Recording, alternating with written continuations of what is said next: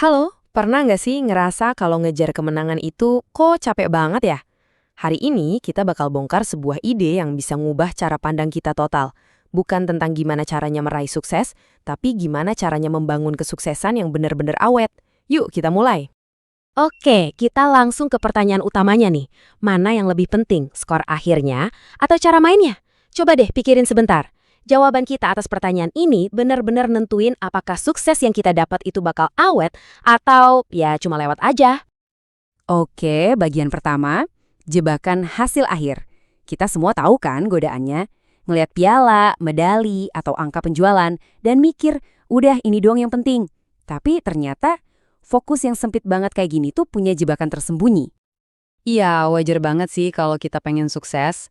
Siapa coba yang nggak mau dapat piala itu? Tapi coba lihat deh.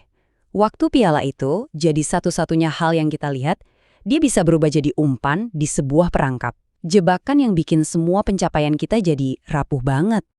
Nah sekarang, yuk kita bandingin dua cara pandang yang beda banget ini. Hasil versus proses. Ini bukan cuma beda tipis ya, ini tuh kayak dua dunia yang bener-bener kebalikannya dalam melihat sebuah pencapaian. Coba lihat perbandingan ini.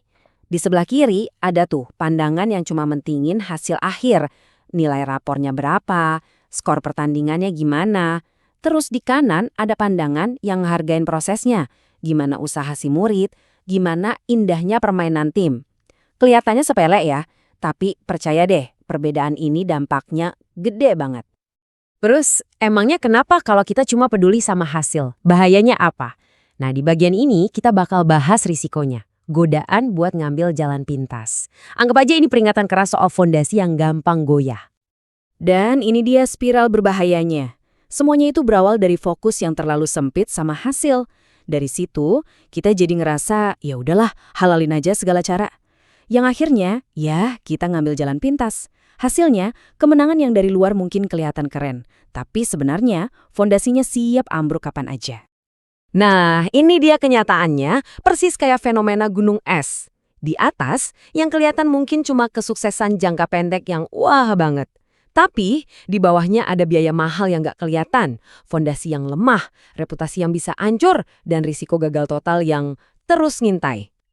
Oke, cukup ya ngomongin yang serem-serem. Sekarang kita pindah ke solusinya. Kalau cara yang tadi itu ibarat bangun istana pasir yang gampang kesapu ombak, nah yang ini tuh cara kerjanya arsitek. Bangun fondasi yang kokoh, selapis demi selapis, buat bikin mahakarya yang awet. Pesan utamanya tuh simple banget dan tergambar jelas di sini. Sukses sejati itu bukan soal manjat tangga reot ke tebing, itu sih jalan pintas yang bahaya. Sukses yang beneran itu kayak ngebangun lengkungan batu ini. Butuh waktu, butuh perencanaan, dan setiap batunya harus pas biar kuat ngopang beban. Dan ini dia blueprintnya, cetak birunya. Fokusnya geser total. Udah bukan lagi ngejar angka, tapi ngebangun sistem yang kuat, numbuhin kebiasaan-kebiasaan baik, dan ngembangin potensi. Pertanyaan kuncinya juga jadi beda.